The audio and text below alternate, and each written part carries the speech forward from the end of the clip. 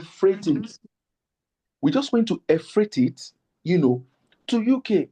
And we began to package it in small quantity, and we began to target, the Nigerian market there. Coconut oil in 50 liters, in 5 liters, in 1 liter, in 2 liters, in 3 liters. And can I shock you? In less than a year. Now, let me tell you what happened.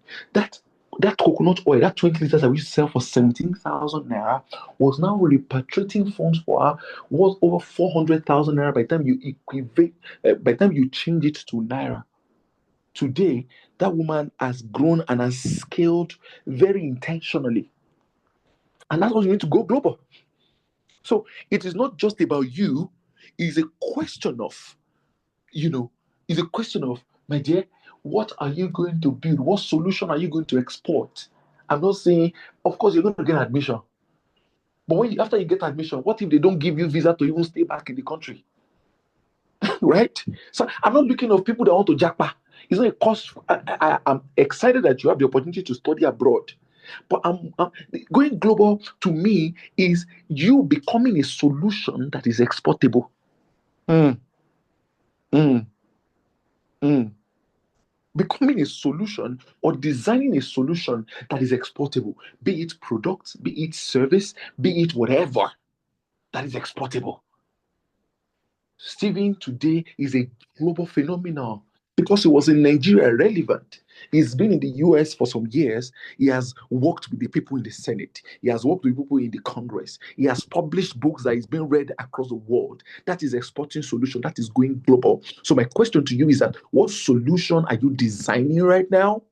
What are you building right now that will be sold or that will be exported to out of the shores of your country? I'm asking you, Sarat. I'm asking you, Luanifemi. I'm asking you, Debbie. I'm asking you, Ed. I'm asking you, all of you on the call. What solutions are you going to export? And the opportunities are there. You have cousins, you have brothers abroad. Do you understand what I'm saying? Now, I have information, I have knowledge, I'm knowledgeable in my space.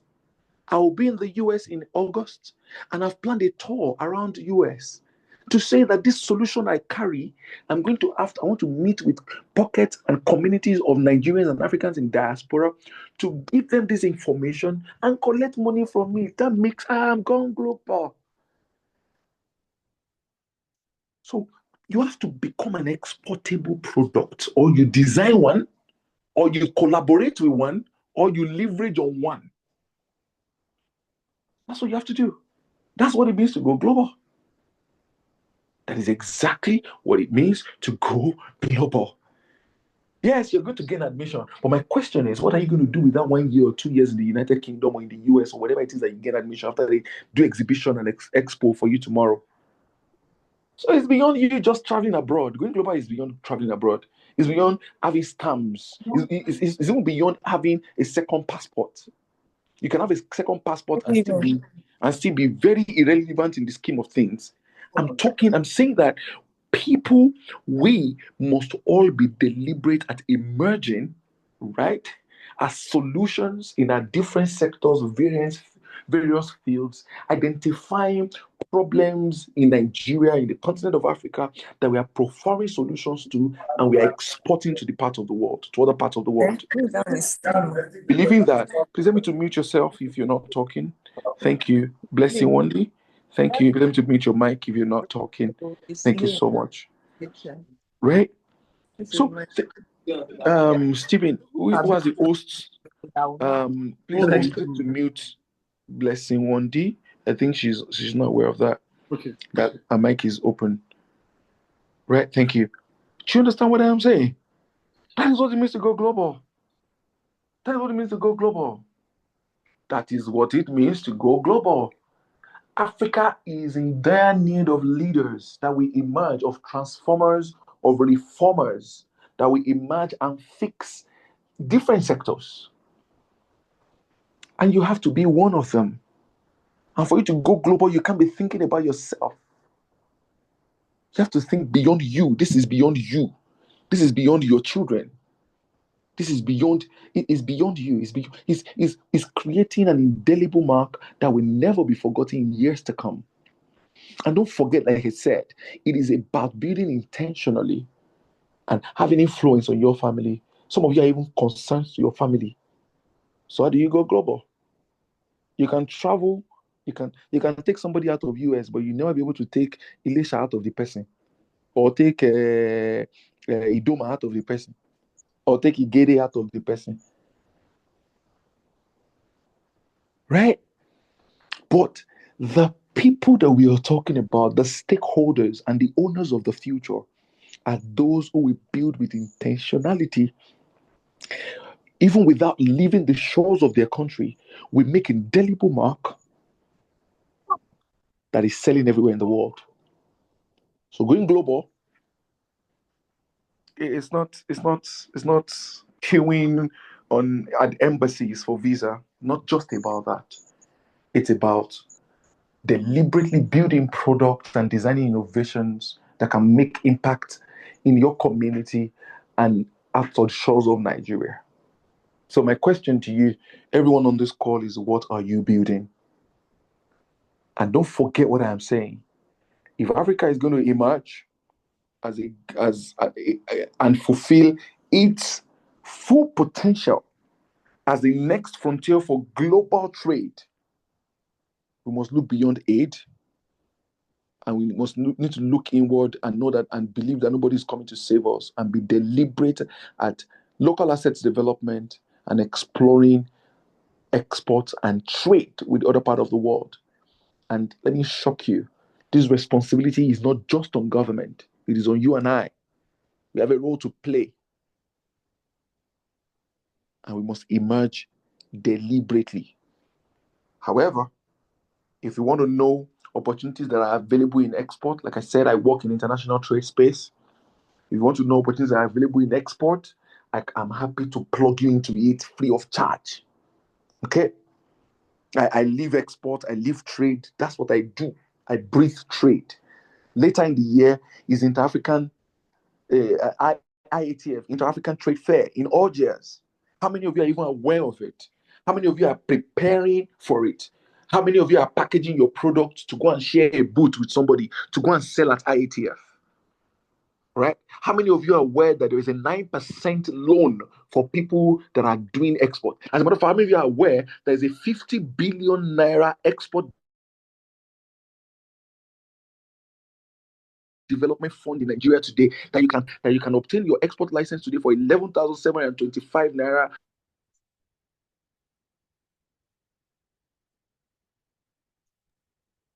The network is of the world by just sourcing and connecting to the market.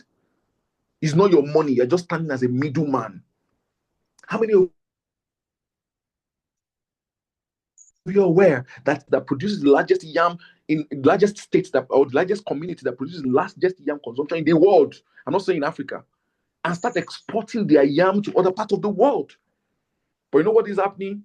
Ghana is coming to buy our yam, take it to Ghana and export it to the other part of the world. How many of you are aware of that? How many of you are aware the vegetables from Nigeria are being taken from other part of the world? How many of you are even aware that I saw that somebody joined from the UK, that 3,000 Nigerian products can enter the UK duty free? 3,000 products. And you live in the United Kingdom, and you don't need more than one or two of these products to prosper. How many of you are aware of that? So there is a lot that is happening, but young people are busy. They are focusing on wrong things, abusing Tinubu and swearing for Atiku and waiting for B to come that may never come. Concentrate on what you can change. Concentrate on what you can change, and you can change your life. You can change the trajectory of your life. You can change the trajectory of your journey. You can be a major solution provider for the continent of Africa by emerging in your space, by identifying gaps and bridging them, by providing solutions that are exportable, or by becoming a solution that is exportable. Thank you for your time. I'll be here to answer questions if you have any. All right, please. Thank you so much, Opeyemi. If you have questions, please drop your questions. And like I said to you, this bootcamp is designed to give you some information that you cannot even get in Harvard. But like I said, like what the Bible says, that my people perish because of lack of what? Lack of knowledge. He didn't say knowledge. It means knowledge is information. Information is very key. For some of us who are entrepreneurs, I can tell you the truth that these are provoking informations that you need to get. So if you want Opemi to guide you through the process of how in the exportation business and how you can also get involved in a lot of opportunities, please on the African trade, please you can send him questions in the comment section. Please, he has dropped his email. His email is duke at WTACA.org. Is in the comment section. So please, you can also make it at a point of duty to also, if you have questions, please. Questions are welcome. You're welcome to ask questions, and if you have questions, please you can please raise up your hand or you tap your questions in the comment section. But please, if you know that there's comment, if you have questions, please let me know. And if you see any comment section, question in the comment section, please let me know. Right about now, because of time, thank you so much, Opeyemi. Okay, all right then. Thank you so much. Some people have sent their. So I have one of my. I'm excited. So I have one of our mother in the house, a mentor. When I say mentor, a role model, a mother, a grandmother, and a big inspiration to we young people. And I'm so honored to have her here. I just spoke to her some few seconds ago. And for some of you who want to do business globally, and for some of you who want to go global and do a lot of things globally. Before I bring her in, I would want one of us. So tomorrow, what we're going to be doing tomorrow, and today we're just going to learn about. I'm going to round up the session today. I know somebody's joining us at 3:15. Is it 3:15 already? Oh, it's more past 3:15. I don't know if he has joined us. Kenny, if you're here, please let me know if you're here. Kenny Odonye, if you're Odonye, please, if you're here, let me know. So Kenny's going to take us on some sessions because I said we're going to do more hands-on training on how to apply. And I think that Opeyemi can take us another masterclass on, applying for, export trade, maybe we can do like a partnership deal with the organization and they can take you through the process of how you can export shea butter, you can export different things that you want to export, agricultural products. But, we can do all these things, but the main, we need the people who also work with the government, who interface with the government, who knows the policy in terms of policy engagement of the business. Please, with huge, glad humility and honor and prestige, if you have this woman at your back, just close your eyes and walk, And Dr. Melinda Harris Barrow has been a mentor, a mother, an advisor, and a provoker of great things to us. And I just told her just a few hours ago, I said, Mama, we're jumping on a call. We're doing an Opportunity Global Masterclass. And for some of us, I'd like to say thank you to one of our major sponsors. Where's she? Where's MC? Is she here? MC, are you here? Where is she? Host Untouchable. Host Untouchable. Where's Host Untouchable? You know Host Untouchable, Dr. Binda.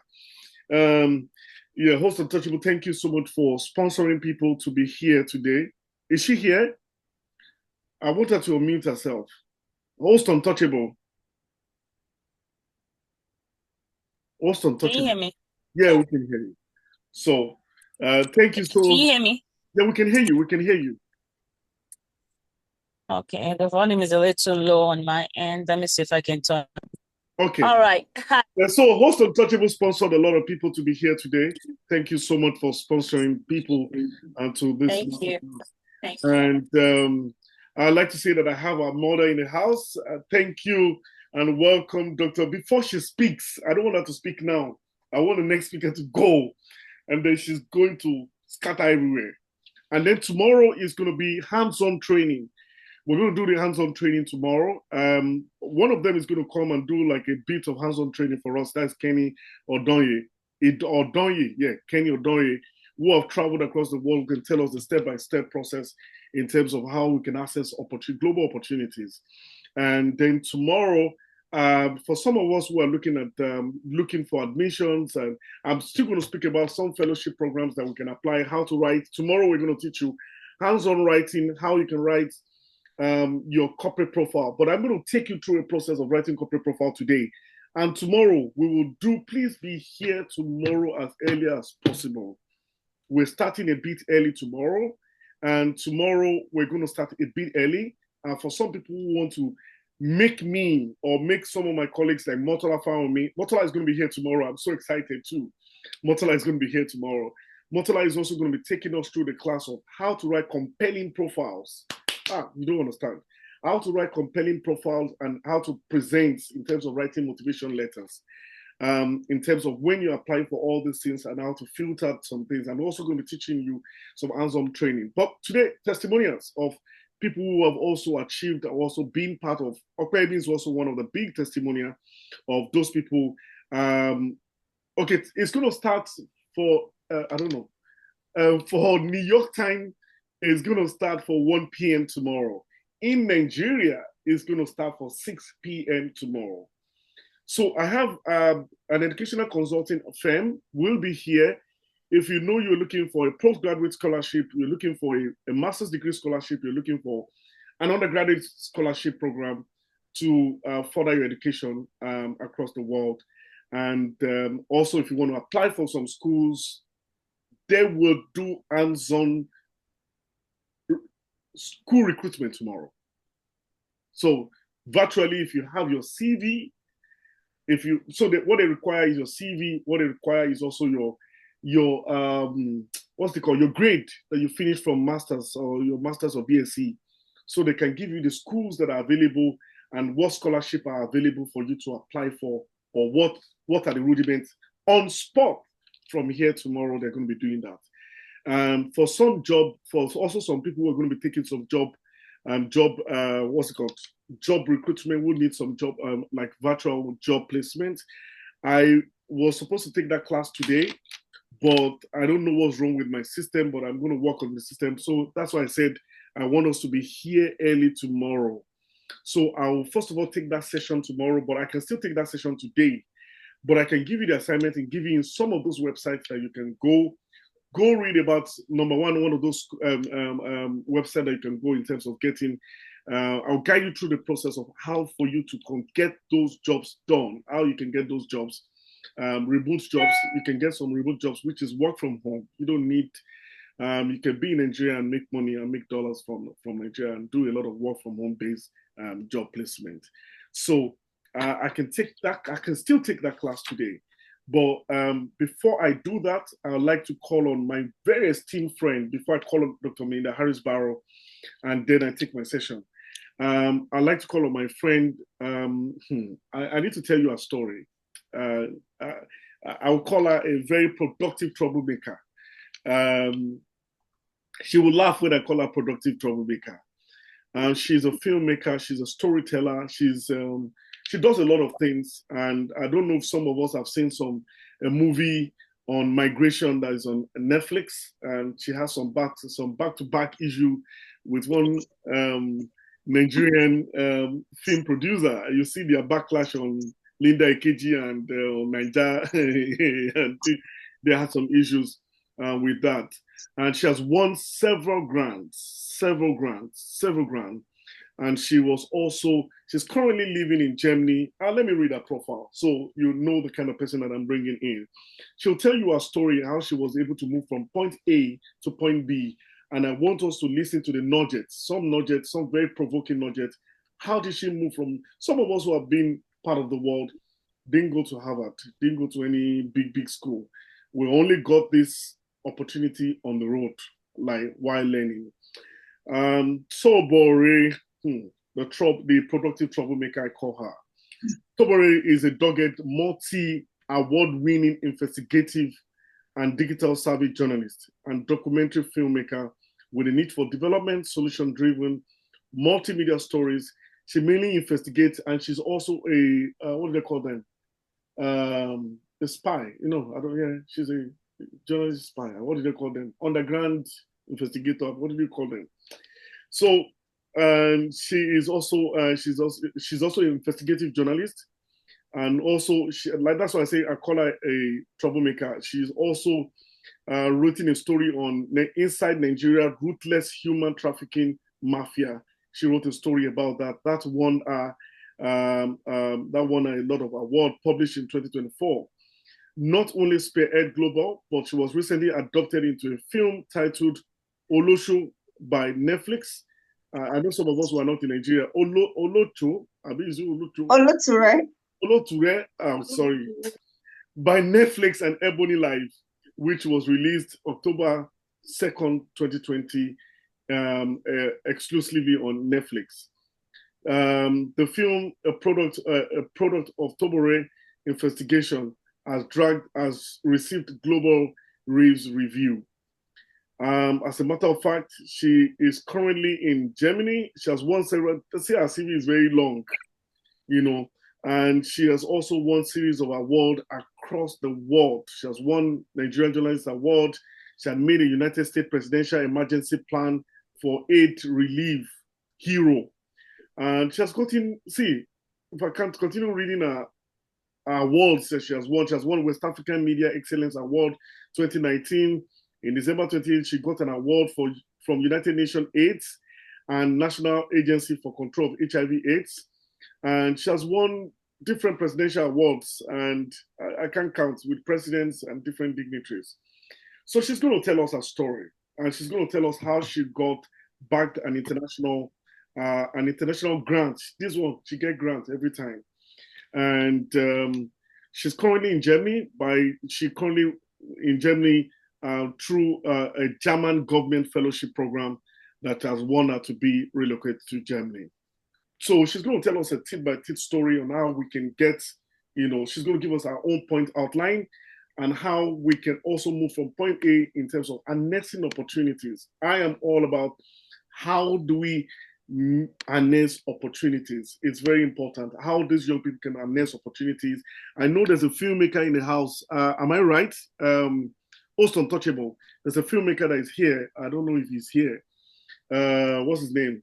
I think he's a director. He's a director and a filmmaker. So he needs to meet Tobore and need to hand him over to Tobore too. So please make welcome Dr. In View, by God's grace, Tobore, Dr. Tobore, to unmute herself and lead us in this session. And then I have Dr. Bean Harrisman come up, and then I take the last session. All right, thank you. Stephen, thank you very much for the introduction and the kind and encouraging words. From here, I will say good evening, everybody, and good afternoon for those whose time zone is afternoon, and good morning for those who it is morning for them. Hello? We can hear you. We can hear you. Oh, okay. I just want to be certain I'm not talking to myself. Opeyemi, thank you very much for the insightful opening. And some of the stuff I was going to say, Opeyemi has already highlighted and spoken in-depthly about them. So for time management sake, I'm going to skip some of the facts and truth which Opeyemi has stated.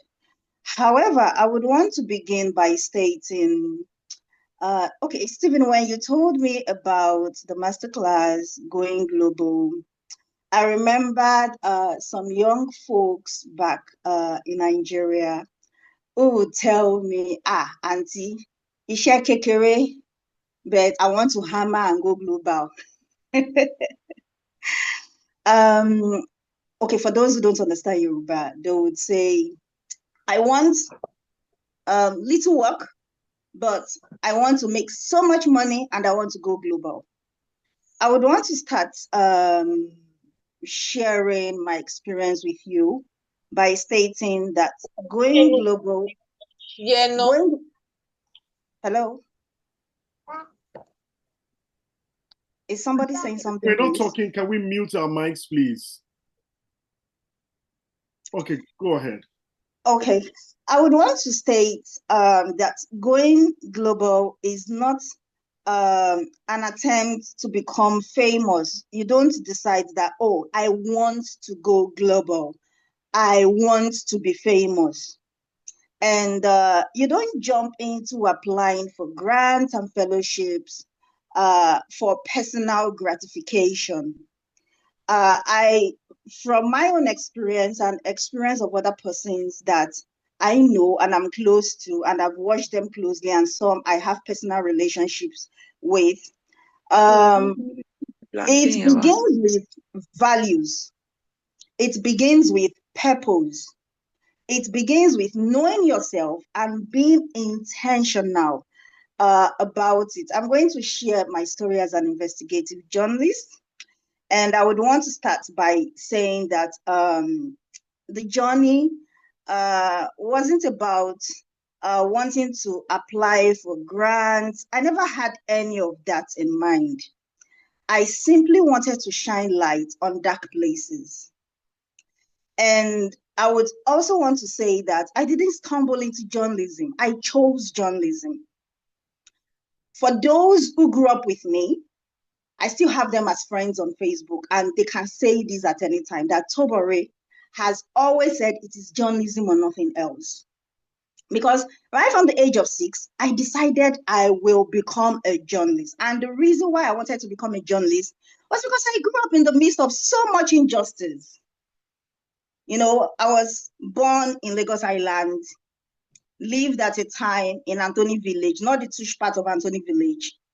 Then later moved to K2. For those who know these areas, you should have an idea of the injustice I'm talking about. And I always had questions, even as a child. But the answers from the adults around me were always disjointed. That is, if I thought they even gave me answers. So growing up, I had a diary, not a diary per se, an exercise book, in which I would say I vented in my exercise book. I'm an only daughter in the midst of boys. So I sort of grew up, I would say alone in inverted comma. So people at the time got tired of me asking questions. My questions were irritating the adults around me. I would ask, oh, this woman whose husband died, we all know that this man was diabetic. And even with the diabetes, he was drinking gari with so much sugar. And the man, one of his legs got amputated. Subsequently, he died. Now the family are accusing the wife that she's the one that killed the husband. Why? So the adults around me were tired of my questions. At a point, they were even avoiding me. This girl with questions. So I resorted to venting in the exercise book in the form of short stories, poems. What I will later get to understand were articles that I was equally just writing, pouring my mind in my exercise books. When this exercise book got filled up, I would move on to another exercise book. And I left them littered all over my room. Then one day, while my mother was cleaning my room, she discovered some of my writings. She went through them and showed them to my father. My father had a background in journalism as well, besides being a management consultant and a researcher. So he passed it on to one of his friends, who was one of the editors at the Guardian newspaper. And the man was the editor then was like, you mean the kid wrote all this? And that is how the Junior Guardian newspaper was birthed. The Junior Guardian was in the Sunday edition of the Guardian newspaper. So I continued writing for the Junior Guardian, and already I was being put together to become a journalist. It began with me as a child, saying it out to the universe. I will become a journalist. It's journalism or nothing else. I was not confused about this. I had questions. My questions were not being answered. I saw women being belittled. I saw children being taken advantage of. I saw children being shamed. I saw people, when they tried to speak up, the others will shut them down. And I was this kid with this, they would call me big mouth. It's okay, this so small, but her mouth is big. Asking questions, terrorizing us with questions. I continued. I would say I was sort of favored because of the home I was coming from. My father ensured no one tried to shut me down. So in secondary school, I became the president of the school's press club and literary and debating society, respectively. Funny enough, I didn't even vie for all this. I continued working on my English. I enjoyed literature. I kept on writing. And when there would be a competition for, impromptu speech, debate, this, that, the teachers would say, go to GS1A, later GS2A. I was always in the A class. And let Obori be the one to represent the school. So when I got to first year of senior class, a teacher walked up to me and said, we have decided you will be the president of the press club. They didn't even know I had said it right from when I was 6 that I would become a journalist, journalism or nothing else. Subsequently, I was made the president of Literary and Debating Society. Back in K2, then I was living in K2, that oral word, which some persons didn't like me for, that, this one can debate, a lecture where lawyer, this, that, was what was being appreciated back in school that represents us for debate, for this, anything intellectual, not social. I was being picked on to represent the school. I held on to these positions actively, as in actively. I was doing my schoolwork and at the same time, I was handling these clubs from my first year in senior class until I was done with my secondary school education. I moved on to university quite early. Immediately I was done with secondary school, I moved on to university. I think I was about 16 years old then. And even in the university, I was known for something, being the voice to the voiceless and audaciously kicking against injustice. I always wanted a better society. I recall my hall of residence, that's your Bafemi Awolowo Hall in University of Ibadan. The cafeteria, the various cafeterias were serving us food not even befitting for dogs. And at a time, after speaking with some of my friends, I was saying, for us to make that change, it has to be head down. So I decided to, it was a unisex hall, male and female students. And the position of president was always for PhD students. So I decided I was going to contest to become vice president. And some of my other friends also decided, okay, we're also going to go for this. It was a keenly contested election, but we made it through. And the cafeteria and other things that I wanted, this has to change. And that was how the change came about. It wasn't an easy battle, no. The owner of the canteens felt that this person is going to run us out of business. We did, but it was for the good of the hall. Hello? Hello? Are we still on? Yeah, go ahead. Okay, I just want to be certain I'm not speaking to myself. And the idea was, the aim was to make changes for the good of fellow students, which we achieved. All the while in the University of Ibadan, I kept on writing, coming up with story ideas, and executing them for the Guardian newspaper. So I would want to say consistency. It wasn't a flash in the pan. I was consistent. And at some point, when I had graduated, I wanted something different from just nominal reporting. And this is where the place of a mentor comes in. One day, I went to interview Mrs. Funke Treasure Durodola. She was the then the programs manager. Yes, she was the programs manager at the Federal Radio Corporation of Nigeria in Lagos. After the interview, she told me it was a great interview. And she said my questions were piercing. And she felt I would make a great investigator. She asked me if I had considered investigative journalism. She kept insisting that I must not let that talent, she called it a talent, of squeezing facts and truth. Those were her words. The talent of squeezing facts and truth out of people. I shouldn't let that talent go to the waste bin. And I'll be honest, this is where the journey into full-scale investigative journalism began for me. It wasn't an easy ride. It wasn't rosy.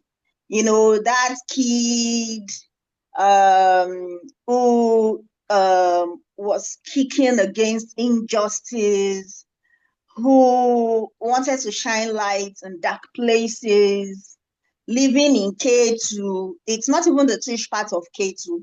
That market side of K2, that was where I was living. So I wasn't coming from, a place of privilege. No, my parents were hustlers. They were hustling. Yeah. So I had to bury myself into serious work. Money was not the goal for me. Money was not the thing for me. I simply wanted a sane, safer, and better Nigeria, because I felt the country at the time was chaotic. Now I think it's even worse. I wanted a safer, a sane, and better Nigeria, particularly for women and children. I have been very particular about women's rights and the rights of kids.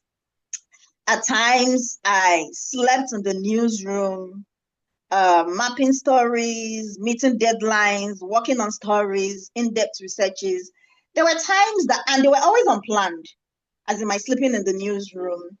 I recall my colleague, then Yinka Adeparusi, may he so rest in peace. He and another colleague, Femi, we would, on Friday, we come to work and we end up not going home until Sunday because we just had to work. And these were not, it's not a thing of an editor was forcing me to do this. No, I had goals. I had a plan. But the plan was for the betterment of the society around me. So I had to put in the work and with no money coming in, to be honest. I attended trainings to harness my skills in Nigeria. And most of these trainings I paid from my pocket. And when I was so broke, I would approach my dad. I would approach different persons. And I always watched out for free trainings.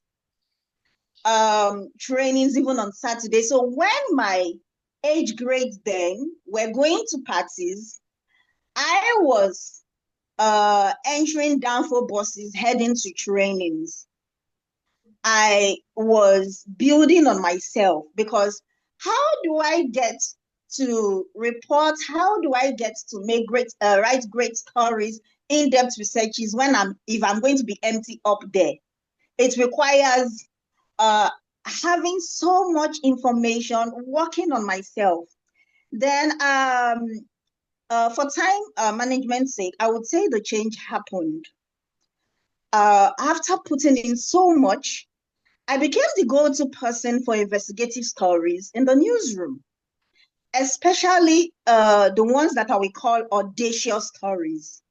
I remember the Saturday editor of the Guardian newspaper then, because the name, the byline, Tobore Ovore, had become well known, but people just couldn't place a face to that name. Even colleagues in the newsroom with me, they couldn't. I wasn't out there for being on the red carpet. I don't go on red carpets, by the way. I wasn't out there for showmanship. No, it was the work. Nigeria needs to work. Nigeria needs to be better. We need saner environment for women and children. We need the government to do their work. We need the government to be held accountable. So the name Tobore was already well known in the newsroom and outside the newsroom, but they always felt Tobore is a male, not knowing Tobore is a female. And I was the smallest in the newsroom at the time, until the Saturday editor was introducing me to somebody else that, see, when it comes to stories, investigative stories, that the reporter needs to get into a well to find the facts, she will jump inside our well. So he finally said my name, and the person was shocked that, oh, I thought Tobore is a male. At that point, editors were already at loggerheads with one another over my stories. The Saturday editor will go quarreling with the Sunday editor that I was the one to use that story, and lo and behold, you went behind me to use the story before I could use the story.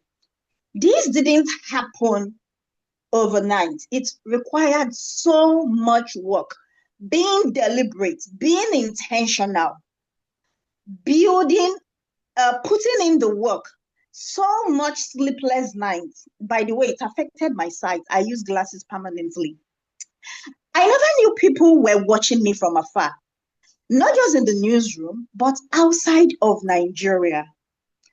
I would want to state at this point, using journalism as the example, you could use examples in your various fields. I always had goals, what I call story goals. You know, when others are making, oh, this is my New Year resolution for 2012, 2013, my own goals was, these are my story goals for the year, story goals for the month, story goals for this quarter, this other quarter, second quarter, third quarter of the year. I always had what I will call a storybook, where I could be walking down the street and I see something. I bring out my book, I jot it. That's a story idea. I always have a paper, even in my house till this moment, even here in Germany, I always have a paper by my bedside. I have a paper in my bathroom, even in my kitchen. Because at any time, maybe while I'm sleeping or while I'm preparing to sleep, listening to praise and worship before I sleep, an idea just, that's for those who are Christians, an idea just pops in. I don't need to stand up and go to my reading table. I already have the paper and the pen by my bedside, and I take notes. Because what is not jotted immediately, what is not written, write the vision. What is not written, you will forget. Write the vision, so that way you make it plain. In the kitchen, even when I'm washing pots, an idea comes in. I wipe my hands, I simply stretch, pick the pen. I have in my handbag, pen, book. On me, my pocket, pen, paper. You see, pen and paper. I always have them. Even while interacting with someone, somebody is telling me something, and I've already gotten ideas from what the person is saying, and I'm mapping the story in my mind, and I bring out my paper and my pen, and the person is like, Tobere, what are you doing? I say, you will not understand. You will not understand. So write the vision. We talk too much in Nigeria.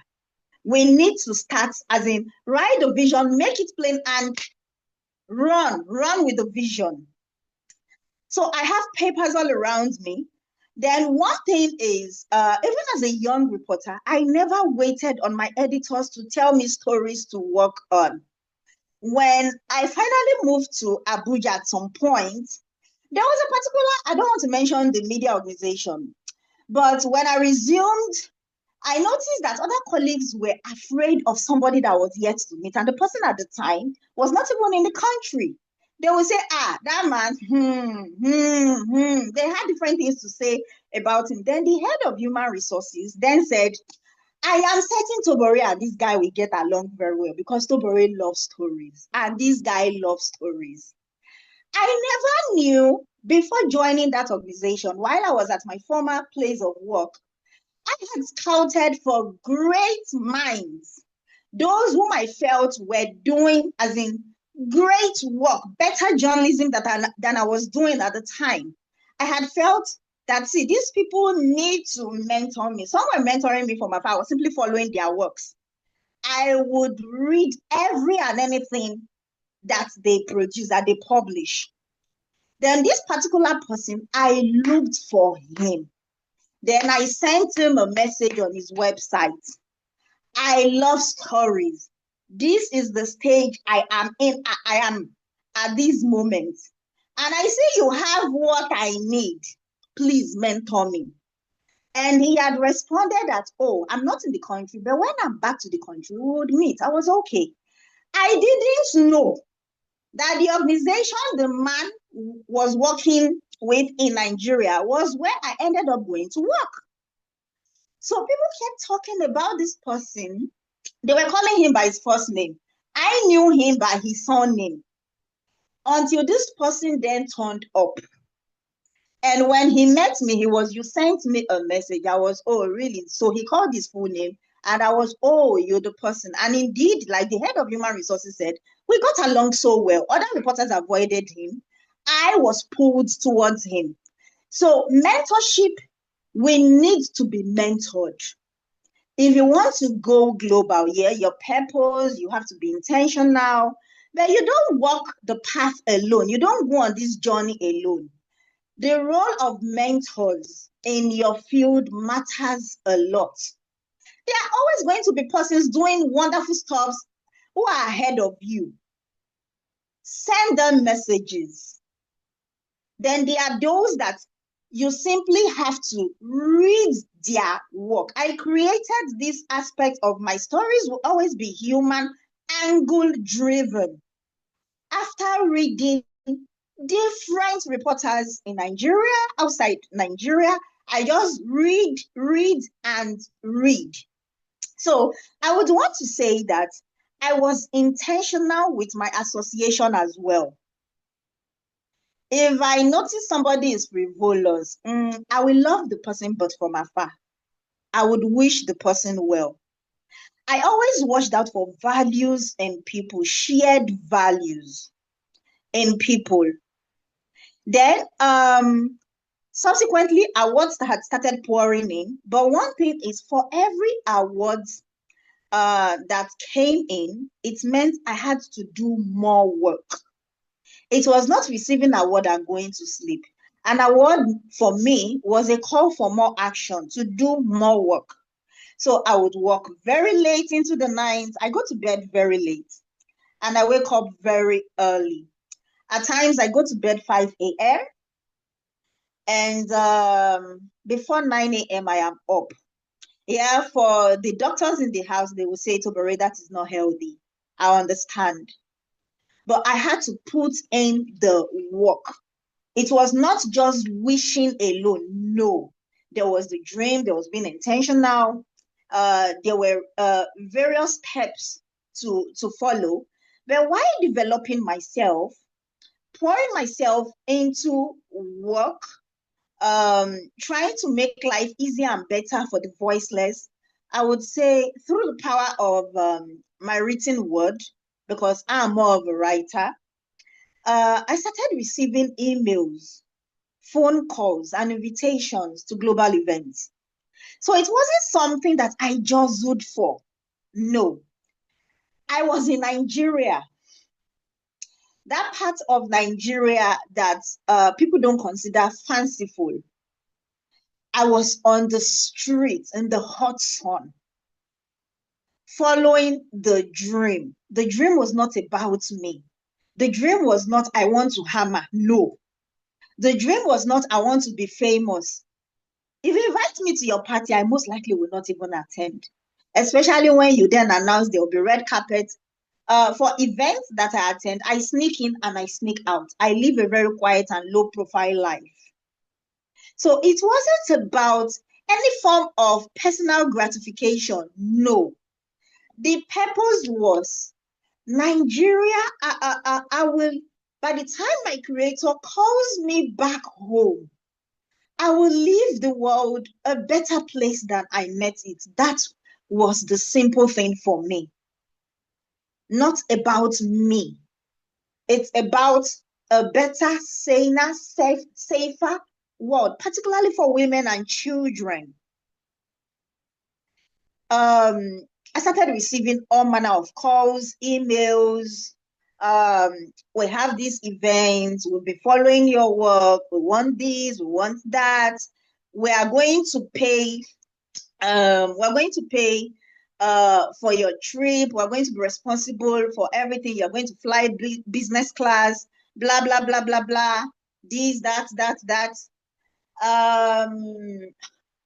My first trip to the US, I would dare say, not just even my first trip to the US, I would want to say the first trip to the US. This will sound outlandish, however, it's the truth. I did not go there for even interview. The head of the consulate then, may his soul rest in peace. He was later drafted back to the US. Now he's late. He was the one. I was in the hospital then. I'd done the story that landed me in the hospital.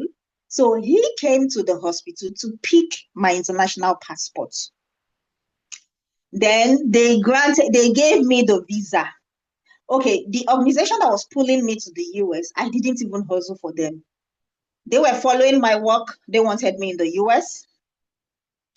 And the head of the consulate then came to the hospital to pick my passport. How everything went, how to apply for American visa, to be honest, I don't know. So when people ask me and I tell them I don't know, and they'll say, "You go to Los America, you've gone to America." I'll say yes, but my own case, it's very different. What happened is different.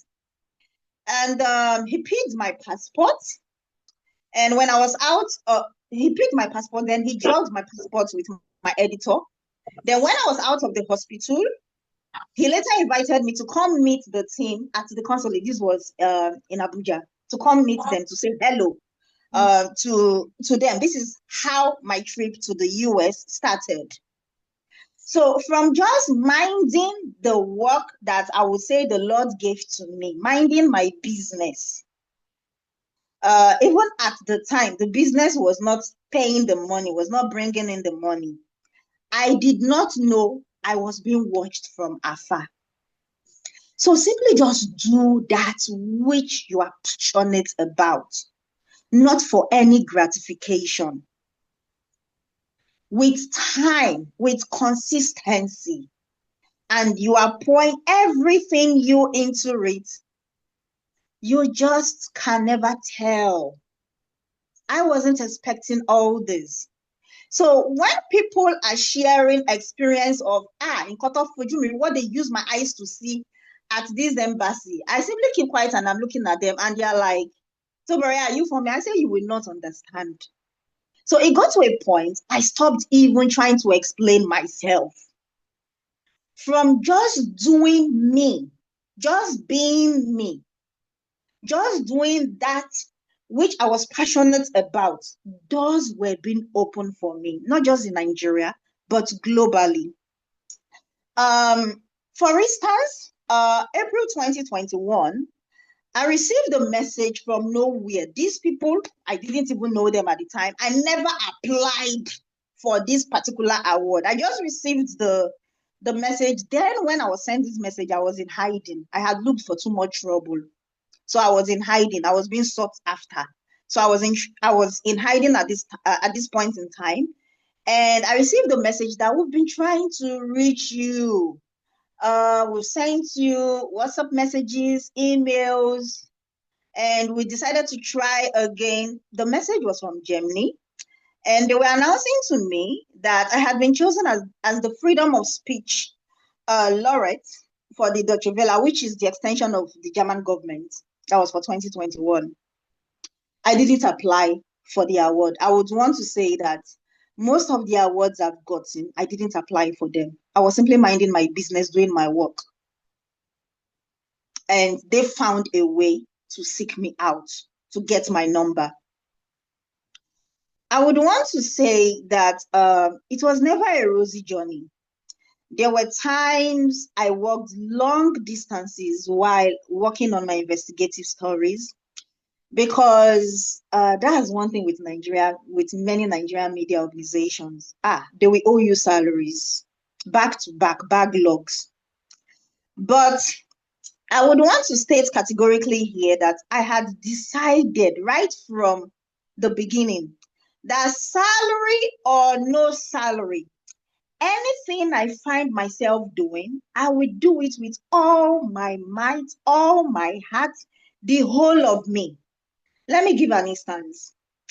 I had walked a long length of the Third Mainland Bridge while working on a story in which I was investigating the Lagos State government. Yeah, I had walked such long length of the bridge. And when I was done that day, I still had to file in the story because it needed to be published the next day.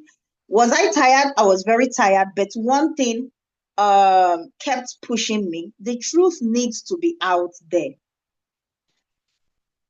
I had to put in the work.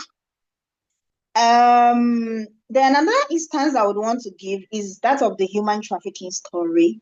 I think this was early 2013. I had been contacted by an editor in the Netherlands wanting me to simply interview women, Nigerian women who were about to be trafficked. It was just to be an interview.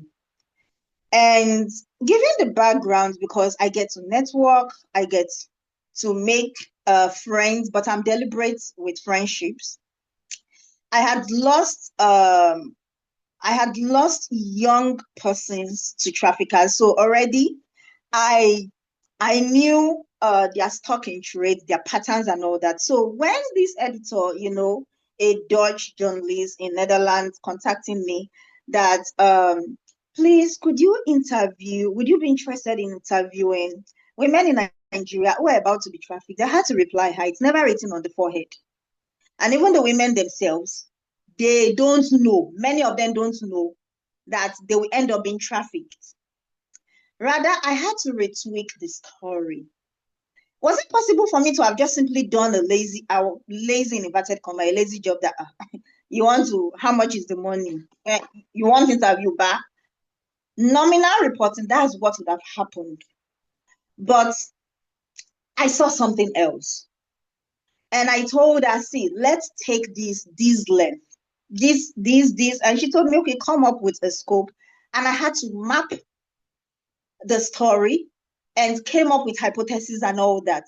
And she was, this is risky. And I was, come on, let's give it a try. What matters is having the right narrative out there. The truth needs to be out there. Was it an easy ride? No. I thoroughly got burnt in the process, burnt in inverted comma.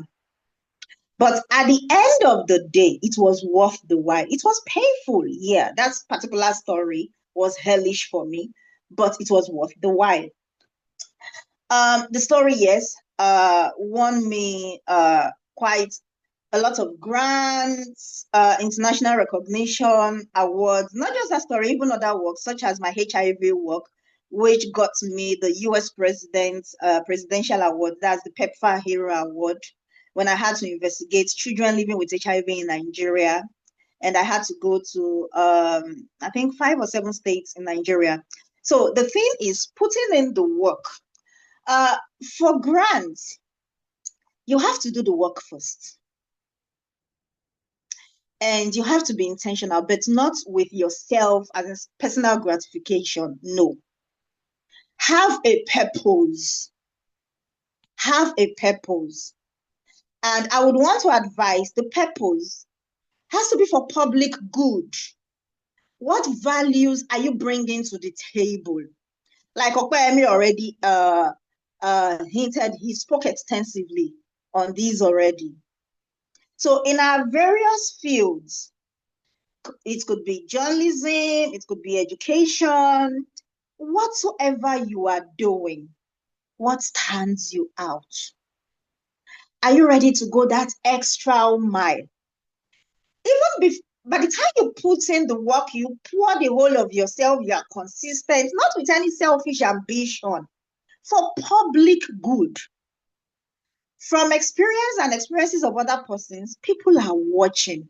I recall when I was still having my monthly hangouts, in which we get to discuss what I will call psychosocial economic issues. I would bring in experts, we have the audience, we talk. Somebody then walked up to me at a time and said, I know you don't know me because all the while I don't feel your attendance sheet.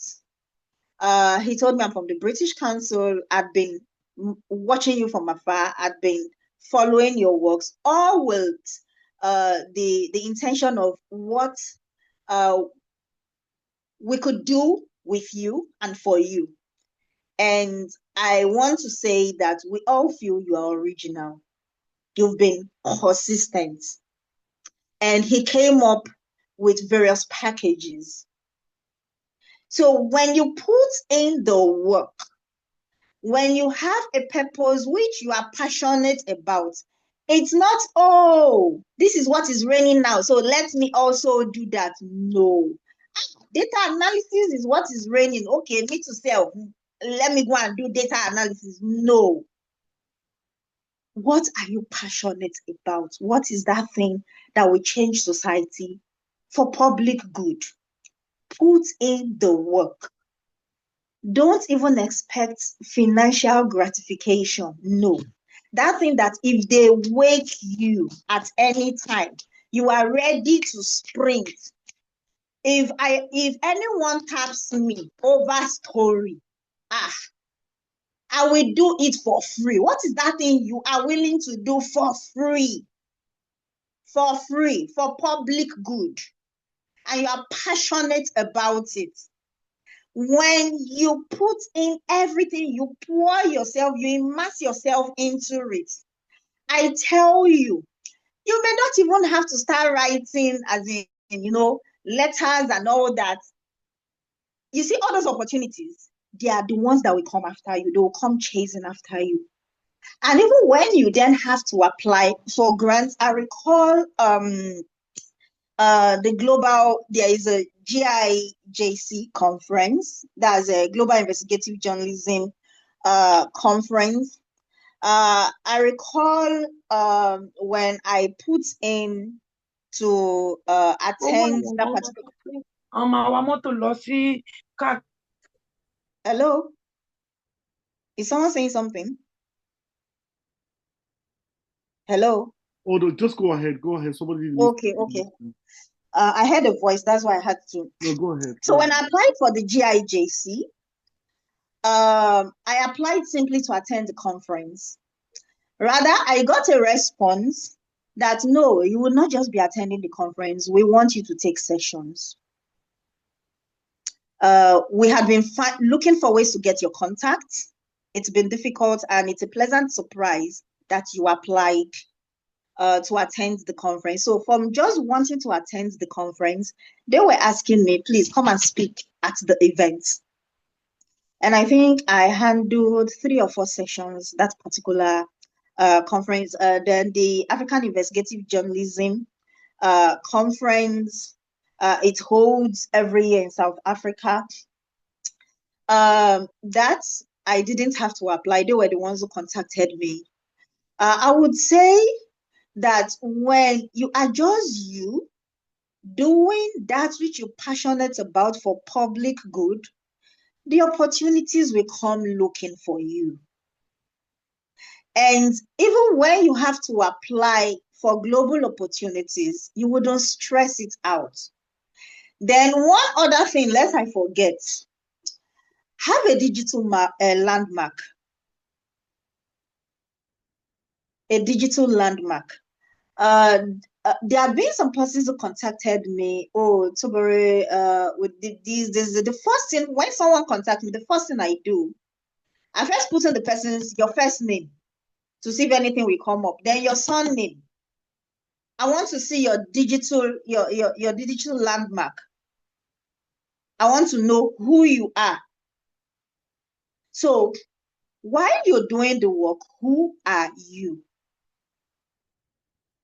Are you putting yourself out there digitally? You have to do that because these funders, the various global organizations with the global opportunities, they do this search. They do it. They do this search. The Nigerian embassy in Germany here, I think this was 2023. Yeah, 2023. I needed to renew my passport, and they were going to send it to me. That's in my own city, and I explained that, see, I would really appreciate if I could get it right away instead of it being posted to me, and it's for safety reasons. And one of the persons in the embassy that's in Berlin was, he was trying to give me a hard time. And another of the boss then said, no, we're going to do that. That's just her first name alone that I put online. I understand her. I didn't even have to ask for her surname. So I got the passport immediately and without me paying express money, what they call express fee. I didn't have to do that. So the thing is, when you pour the whole of you for humanity's sake, I don't want to use the word benefits. I would want to say it will never go unrewarded.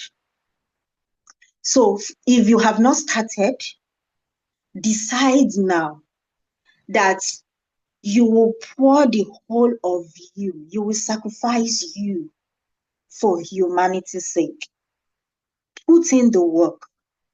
Be intentional and see how the journey, how your life journey would have a different turnaround.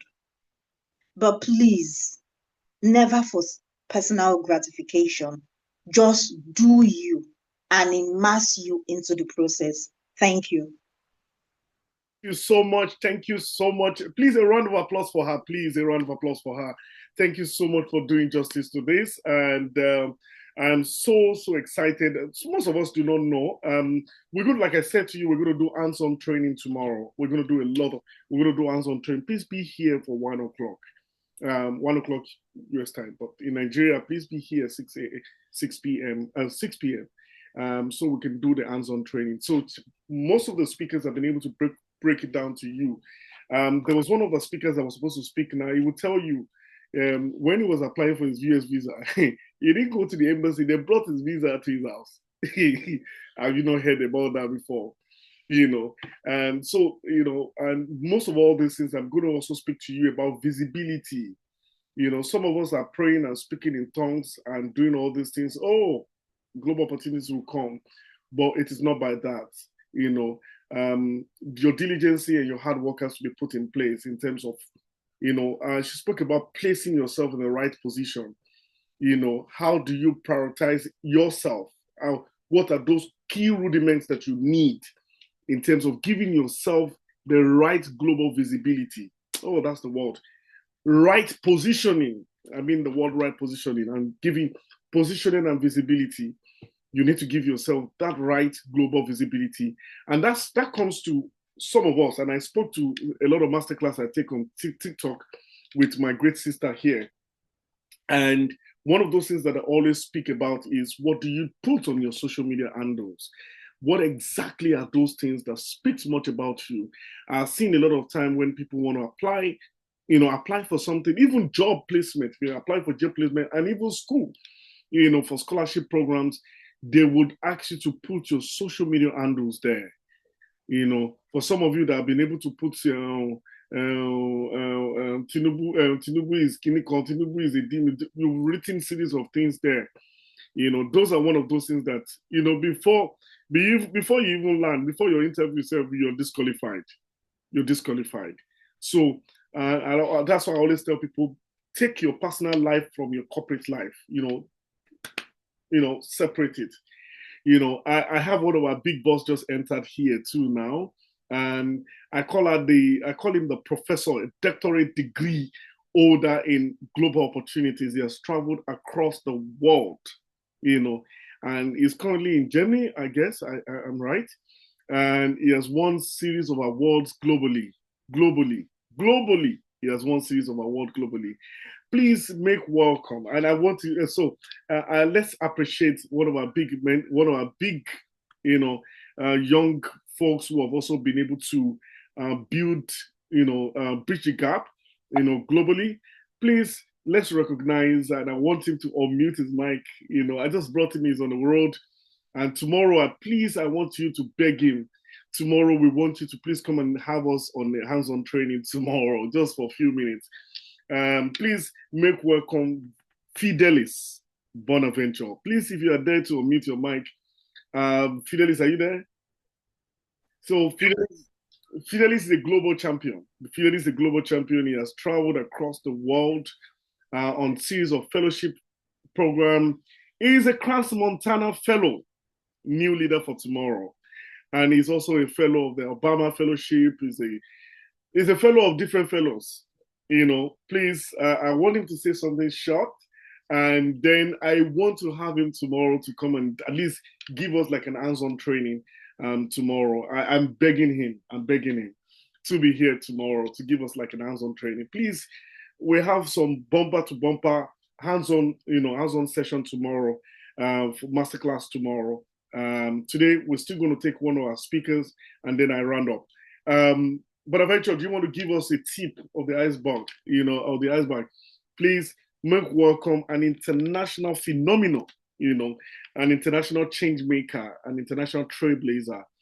Thank you, sir. In person of Fidelis Bonaventure. Yeah, thank you very much, Ambassador Stephen. Ambassador Stephen is the ambassador for greatness. That's one great thing that I love about Ambassador. I think that, to be honest, I saw this a bit late, so I'm so sorry I'm joining in a bit late. But really, just to thank you very much just again for the shout out. And really shout out to everybody. Thank you for all the speakers who have had some sessions. I'm sorry I came a bit late.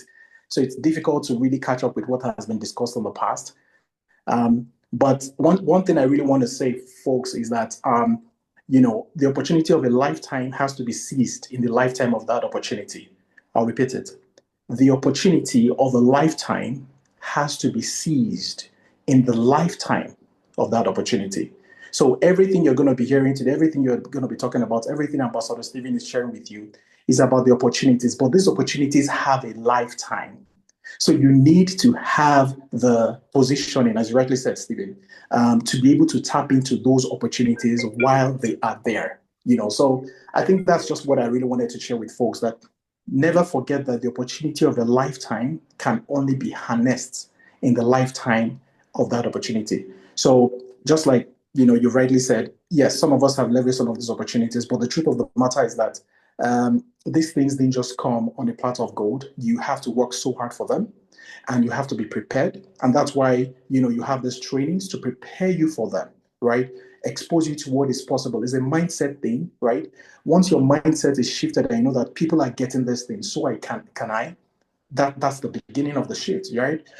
There's what I call the mindset, the heart sets, and the skill sets that you need to attract these opportunities. So you need the right mental framework to understand that, first and foremost, all those limiting beliefs that are affecting or distracting me or limiting me from accessing this, first and foremost, needs to be decluttered. And that's why I think Stephen is doing a great job to expose you to what is possible. I'm sure the speakers are also exposing you to what's possible. There's a lot of opportunities out there for people to leverage, but information, as they say, is power. And if you are well positioned for it, you will get it. And that's why I always say that people should work on the mindset. Now, the heart set is your heart needs to be in the right place. Are you passionate about community work? Are you passionate about social impact? Are you passionate about volunteer work? Are you passionate about impacting lives? I'm all about impact, honestly. across board on social media, LinkedIn, and all of that. My new book that I'm about writing right now about Stephen it's called Impact is the New Wealth, right? Is that where your heart is? Are you really big on impact? Even if you're running a business, right? There are models to help you become highly impactful while you're making a lot of money. So your heart has to be at the right place. Then there's what we call the skill sets, right? Competencies, capabilities, and the character that you need to access this funding, right? And that's why I always tell people that as much as you want to leverage this thing, you must have the right competencies, the skills that is needed. And of course, we can go into what that looks like. Maybe we can talk about this maybe later to see how we can train folks on building the right capabilities to be able to access this funding. But as I said, if there's anything you will take away from here, two things. The opportunity of a lifetime can only be accessed in the lifetime of that opportunity. Many opportunities are out there right now, but you need to access them quickly and be prepared for them. And how can you be prepared? Have the right mindsets, have the right heart sets, and have the right skill sets. Thank you very much. This is Fidelis and not speaking. Egbon, thank you. All right, thank you so much. Please, tomorrow, 6 p.m. Nigerian time, please, I beg you, even if it's 2 slides, we just want to take this step by step. What are those rudiments that's needed for a fellowship program, for an internship? You've traveled across the world on different programs. And then your Aburo is here. Is going to also take that charge from you before we go to the hands-on session tomorrow. I have with me here the great Ibadan, alumni of Great University of Ibadan with Fidelis. Also, he was also part of a lot of programs with the United Nations, and is also part of what's that organization that brought? Okay, so he was also in the US with the Bill Melinda Gates Foundation Fellowship Program, and these are the people that they didn't come. They never went to the U.S. Embassy. The U.S. Embassy brought the visa to their house. So he's currently in the U.S. on a lot of programs. I'm calling Dr. Minda Harris Barrow after him. So, Doctor, give us a few minutes. So I'm going to call Odoi to give us some nuggets, and then tomorrow it's just like our hands-on training. I know you're going to be a little bit less busy tomorrow. Share your success stories and bring out some nuggets out of it that people can learn. What are the feedback expectations that is needed in terms of, you've gotten scholarships, you've gotten internship, you've gotten exchange programs, you've been on series of platforms across the world. So what are those on some standard that is needed from your own experience and your own journey from point A to point B to point C? Katie Odoye, you have the floor, so I can have Dr. Minda Harris Barrow take a session, and then I can round up. Good evening, everyone. Wherever you're hearing me from, good morning, good afternoon, good evening. Can you hear me well, sir? Clearly, we can hear you. Clearly. Thank you, sir. It's a privilege to be here, and I'd like to recognize the presence of great people here. Dr. Melina Barrow, if she's there, a lot of people like Ambassador Fidel. I call him Ambassador because that's a very, very powerful man right there. And then to the person who invited me, is my mentor, is someone who has really been there for me over the years. So let's, without any further ado, let's get into the nitty-gritty of these things. When we talk of global opportunities, people think you have to run after opportunities, but I like to flip the coin. And I like to say that opportunities can run after you when you have what it takes. Now, what we know conventionally is you see opportunities that apply to them, but most especially, I like to make this very clear that most of the opportunities I applied for or I got, I didn't necessarily apply to them. They were just recommendations I gave to the United States to be with me, Bill and Melinda Gates Foundation, and it was through a powerful nomination. I can repeat, powerful nomination from the United Kingdom as a Nigerian. So there are several other opportunities that I've been privileged to be part of, but what makes me different, what makes me unique. I have a brother that says evidence in the end of argument. And you know what that means? That means in whatever it is that you want to do, you have to be able to show your workings. And when I say show your workings, it definitely means you have to do something meaningful and impactful in a very different way. So I feel that a lot of people are here trying to not only attract global opportunities like fellowship, but also PhD programs that are fully funded opportunities that are fully funded. And then we learned about the fact that we need to document our impact, because I know Fidelis would have taken us through a lot of the things that would really help us. But while documenting our impact, we need to also be able to look at strategy. Strategy will save you stress. Strategy will put you ahead, and strategy will save you time. Now, when you have strategy, you then know the right people to network with, you know when and you know why. So when you have a strategy in place, for instance, I like to go so practical here. When you work with children, for instance, when you try to talk about policies that affect children, or you are really advocating for changing children or child policy, when it comes to strategy, you then know that it is not enough for you to try to advocate, but to also look at the changes that can translate it into policies from the grassroots. Let me give an example. When you go to a school and you see, a lot of things that have to do with equality or equity challenges and things like that. So how do we then implement them into policies?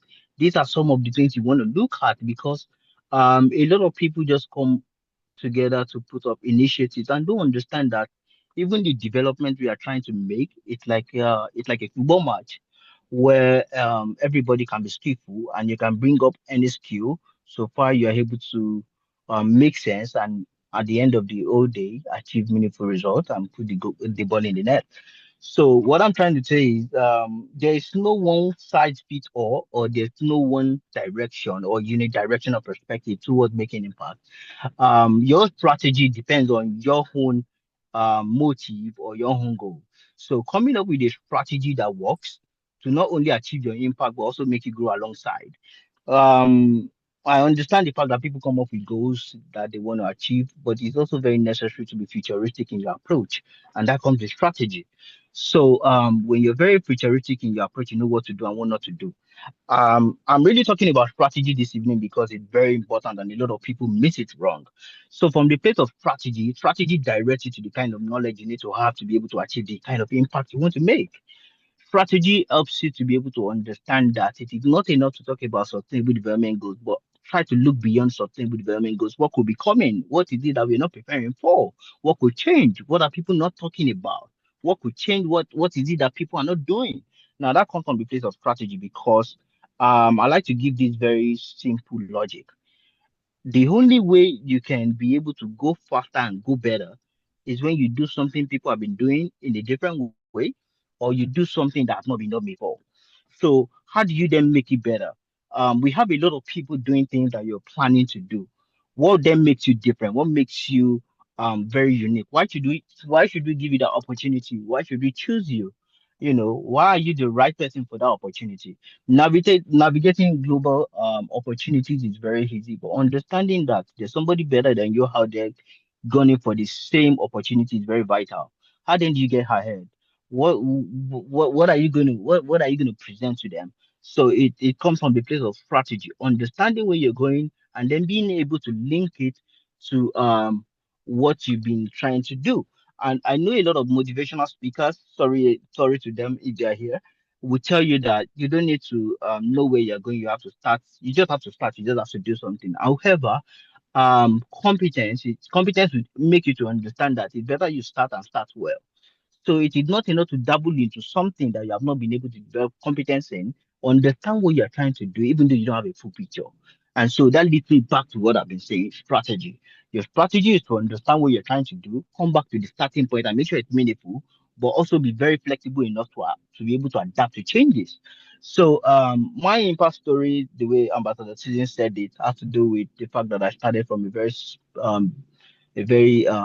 small place in a big city in Ibadan. And I was privileged to be part of this program because of the fact that I understood that I don't need to do everything. In fact, I don't need to do something much. But all I have to do is to be able to show that I have evidence for what I'm doing, and I'm also to able to do something meaningful. So as much as the unidirectional perspective or ideology is for people to be able to post on social media what they are doing, but I'd like to let you know that best opportunities are not even on social media. So, but you have to also showcase what you have to do in a way. So it is possible for me not to be able to put on social media and to get the opportunities you are posting for.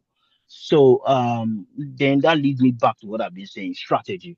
So document what you're doing, document in a very meaningful way. If you don't have to post online, or if you're very if you're someone who is very low key like I love to do my things on a low. So you might want to have maybe like a Google Doc, or like a very good Google Drive to save some of your works, picture evidence, video evidence, your some of the summary of what you're doing project wise. Be able to craft a strategy that works for you. I don't like social media because sometimes I'm not able to manage all my social media applications, but I have a strategy that works in place for you. Global opportunities are available to everyone, but for people that will go ahead, they have to be smart to know how to go and where they are going. That leads me to the end of this conversation. Be smart with what you know, and like I said, make yourself visible to the world. And we can make ourselves visible to the world regardless of where we live or where we are from. I grew up my life in Otta, and I remember there was a time when I got a fellowship to be in Atlanta, and I wrote a caption on my WhatsApp status from Otta to Atlanta. When I got a job in Atlanta that time, and I got a fellowship with Eddie King, and I can tell you that long-lasting relationship over the years, like 18 years ago, when I came in for that fellowship, has brought me to still work with the organization till date. We host a conference every year in Atlanta, and some of our fellows are here in the house. Some of our fellows are here in the house today. Tomorrow, we're going to be speaking much about, like I said, we're going to be doing hands-on training. There's some grants that are available. For some people, Okweyemi was able to decentralize a lot of grants to us. Okweyemi worked with the World Trade Center, and he spoke about some opportunities or information that you can never, and I repeat again, you can never have access to, on a normal day. It was a shocker to me, because I know there are a lot of young entrepreneurs that need this kind of information. A lot of people are doing fantastically well in fashion, in agriculture, but they are struggling. On MC, sorry, oh God, is she here? On Host Untouchables Live, I see quite a number of people. She runs Host Untouchable is a social media guru or social media bulldozer, and she's a social media influencer on TikTok, and she's also one person that influenced a lot of people's lives. And she's also a philanthropist. And like I said, she sponsored some people to be here today. And I tell you something, that she has quite a number of young people who are doing different entertainment, fashion, and we're trying to see a way of placing them into different organizations to see a way of serving and being mentored. And tomorrow, like I said, we're going to be doing a lot of hands-on training. I have my slides, but I hope we get here tomorrow fast. There is a WhatsApp group. There's a WhatsApp group. If you want to join the WhatsApp group, I don't know if somebody can help me place the WhatsApp group link in the chat box, please. And you can click on it. It's a channel, and then you can click on it to join. Tomorrow we're going to do a hands-on training. So we have, I guess they are here too now. We have an organization that are joining us tomorrow. For some of you who are looking, Host Untouchable team, they are undefeated team on TikTok, And so tomorrow we're going to be having White Education Service Limited. They are based in different countries across the world. If you know that, get yourself prepared tomorrow, and please get yourself prepared tomorrow. And tomorrow, please, if you know you're looking for opportunities for education for masters or PhD or postgraduate, and you know what it takes, to be in, what it takes to, get admission into different schools. I know they're here. And please bring your girlfriend and your girlfriend, and your concubines tomorrow. We start 1 p.m. Nigerian time, and for EST from us, like people in New York, New York, and some other states, South Carolina, and my sister. Congratulations to my sister, Promise Eze, the executive director for Chika INC. Please, they're into healthcare. We are into healthcare because I'm on the board too. And please, we had our grand opening today. It was huge and successful. Thank you so much, all the teams that made this happen today. Thank you, Dr. Minda Harris-Barrow. Please, we're also, advising, I want you guys to come on our website. It will be on the chat box. And you can volunteer. You can also donate to the Noble cause. And so I'm going to call on Dr. Minda Harris-Barrow to give us our own keyword. And I have one of my mentor also here in person of Dr. Modupe Oyekunle. She works with she consults with the ILO, she will consult with the Commonwealth, she consults with a lot of people, organization. Tomorrow we're going to be doing on hands-on training on how to also get some grants. How can you access some grants, and so we're getting some experts who are also going to be coming in here tomorrow to give us those hits hands-on training. So I'd like to give the floor to Dr. Melinda Harris-Barrow.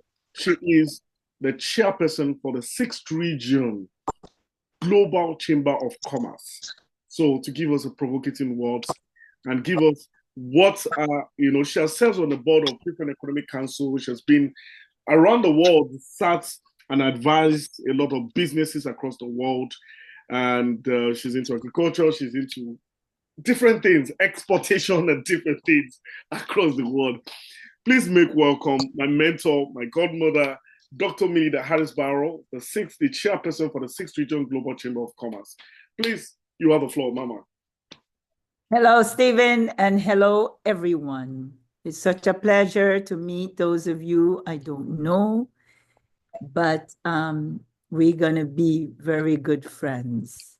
I am going to continue to do what I do because I believe in the youth.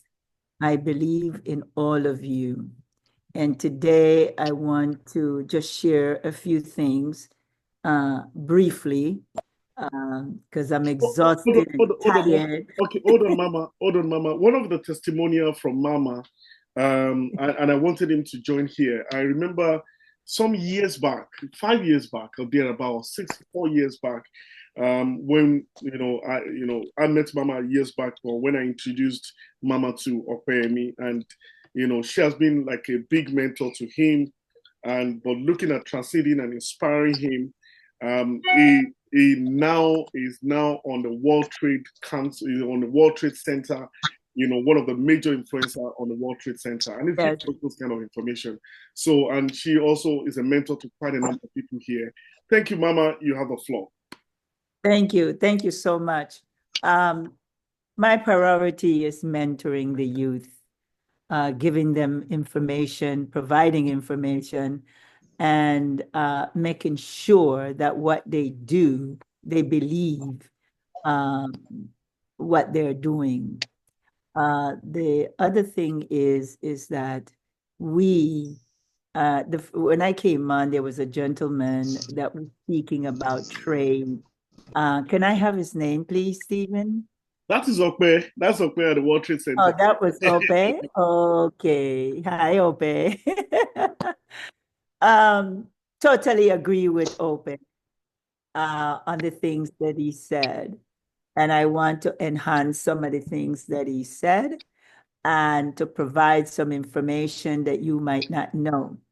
First thing of all, I want to let you know or ask you if you knew this.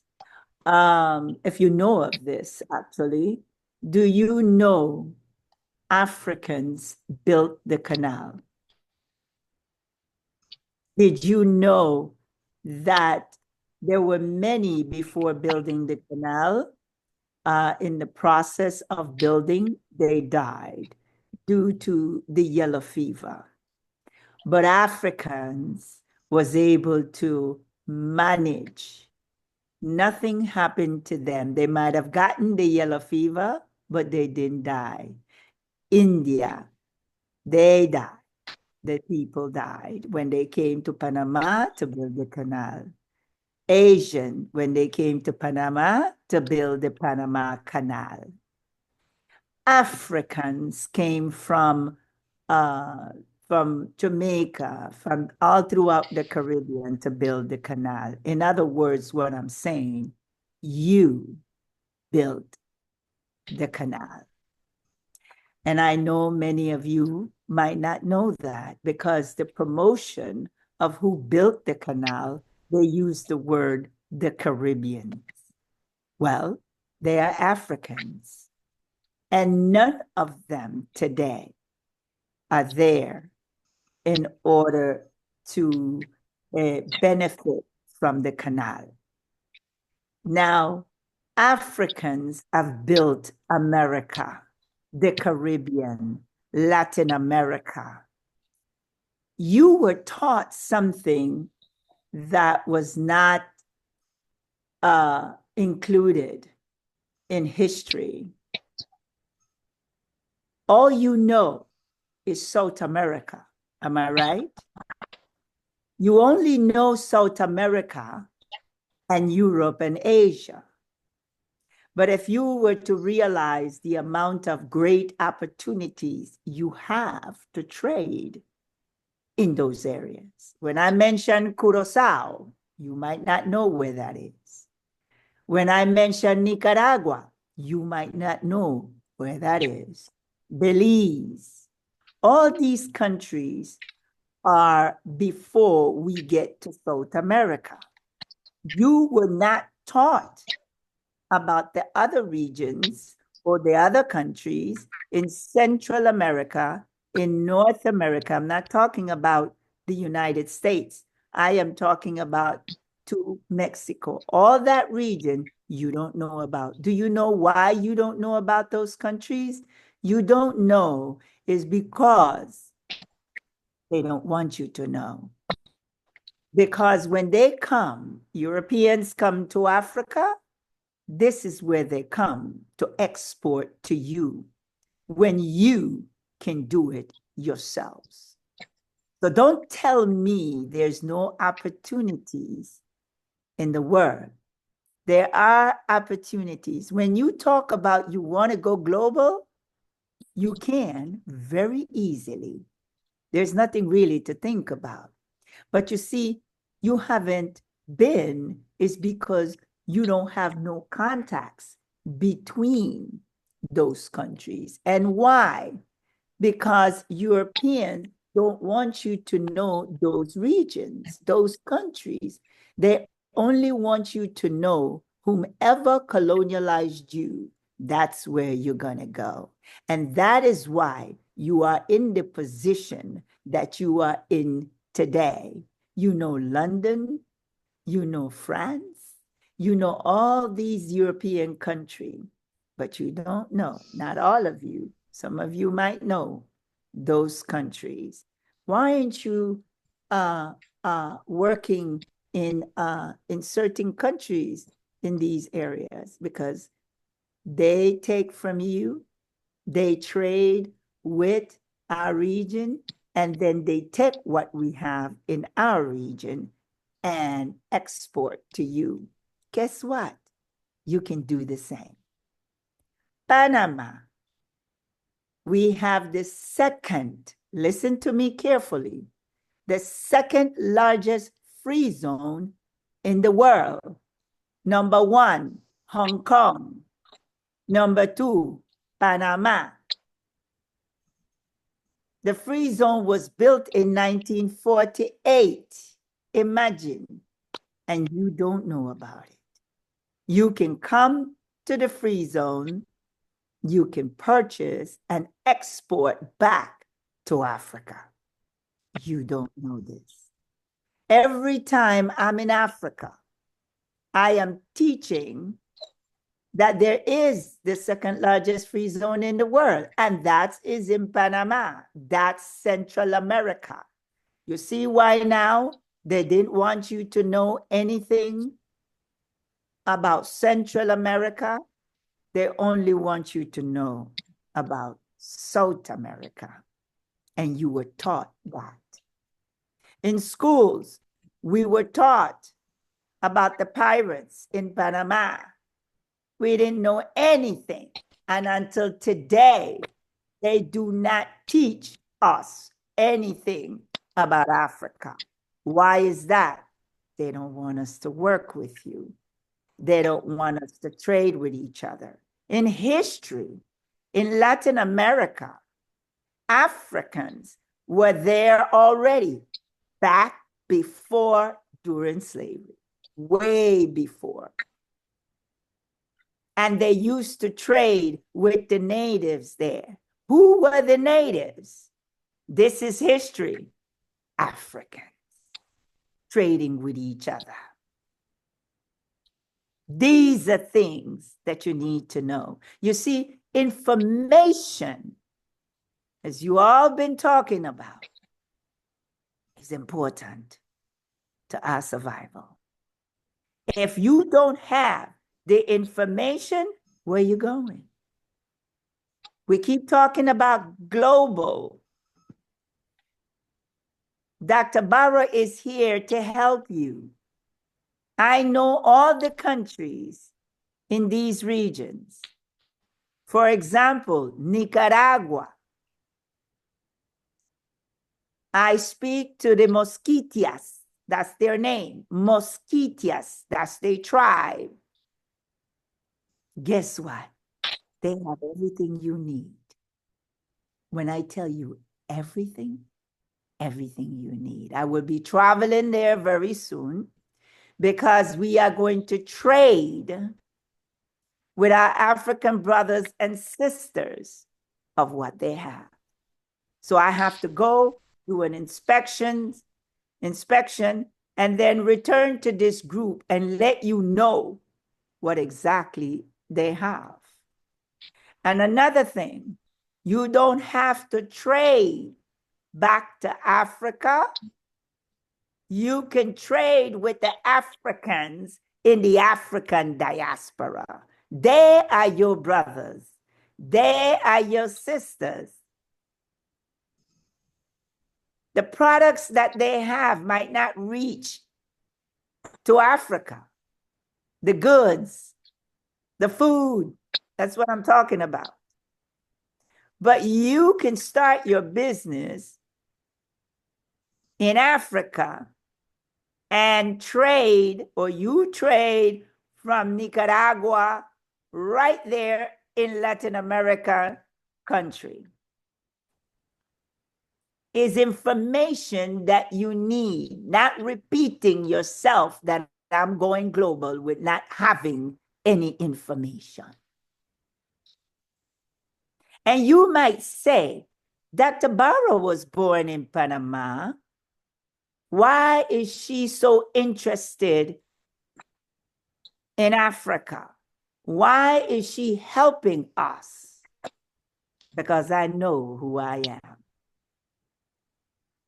I'm your sister. I am your brother. I am your auntie. I am your grandmother. I'm your mother. And I have to do this because you have no clue. So my job for the free zone, let me do this for you because I'm going to give you some more information. And what I'm going to do for tomorrow, I am going to give you all the links, and I want you to do this homework. I want you to go and read on this. Now, the benefits of the free zone, listen to me carefully, tax exempt. Companies operating within the Colon free zone are exempt from income tax on profits derived from export activities and re-exports. No import, export fees. Imagine. The Colon free zone waives quotas and fees on imports and exports, simplifying the process for businesses. the capital investment. Tax exemptions are offered on capital investment within the zone. All these things you don't know, but guess who knows? Europeans. They have reduced operational costs. The Cologne Free Zone offers lower costs for land and building rentals. Can you imagine that? This being kept from you for you. Financial network. The Cologne Free Zone provides access to a strong network of national and international banks. Intellectual property protection. Companies have access to an office of intellectual property. I just took some youth to the Cologne Free Zone, and one of them said to me, Dr. Barrow, the gym shoes for one cost $70. But if I buy by the dozen, they only cost $36. And these are name brand gym shoes. Imagine what you can do. I call this immediate business. You can start right away. I want you to understand this. I did a conference in Colombia. And guess what? I had over 200 Africans that was going to attend this conference. And guess what happened? They denied all their visas. Why do you think they denied your visas? But they let everybody else in. Because they do not want you to work with the Colombian Africans that are there, because they know what will happen. So we have to find another way. And I have the solution. And I will let you know further. You see, we can't keep making the same mistakes over and over and over again. We always have to look for the solution. If you keep repeating yourselves, what is going to happen to our future generation? You are responsible for them and yourself. No one is going to give you anything. You have to fight for it.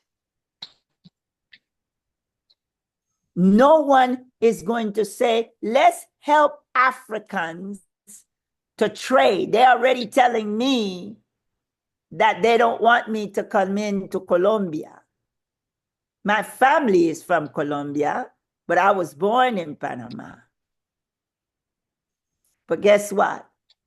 There's a program coming up in November. I was called to handle the business section of the program. We have a lot of productive products in Colombia. You see, the idea, I want you to broaden your mind a little bit. When you want to do business, even though you're African, you have to do business everywhere. When you come to America, I'm in Panama, but when you go to America, you see Black people, but sometimes we say, I'm not talking to him because he's a foreigner. None of you are foreigners. When you see me, oh, you from Panama? Your mindset is looking at me as a foreigner because that's what you were taught. And you were taught that because they don't want us to connect together. So by us separating each other, they win, you lose. So I cannot look at my children from Africa as foreigners. I look at you as my children. And my job is to teach you, encourage you. My job is to make sure that you get it. You see, the mindset is corrupt, is colonialized. And there's so many of us today, even though we might be speaking truth, even though we might sound like, yes, I'm intelligent, I know what I'm talking about, but there's still colonialization in the mind. I'll ask you one question. Where do you wear your watch? On what hand? What hand? The left hand. Why do you wear your watch on the left hand? Who told you to wear it on your left hand? You're still colonialized because you're still following the colonialization and you don't even know. You got to free the mind. You got to change that mindset because that mindset is what taking you backwards, or you get to a limit that you can't go no further. How many haven't told you that the sky is the limit? How can you say the sky is the limit when there's a universe? But you think God created us with a limited mind? Impossible. No way. So you have to free the mind. How do you free the mind? You free the mind by knowing who you are. How do you know who you are? You have to research. You have to go back in time. You have to watch all the things and see all the things that your ancestors have done. Don't look at the now. Look at the past. How they created universities. How those that was taken to the Americas and been enslaved, but yet they built those regions. Who built the White House? Africans. Aha. Who built Colombia? Who built Panama? Who built the canal? Africans. You are intelligent people.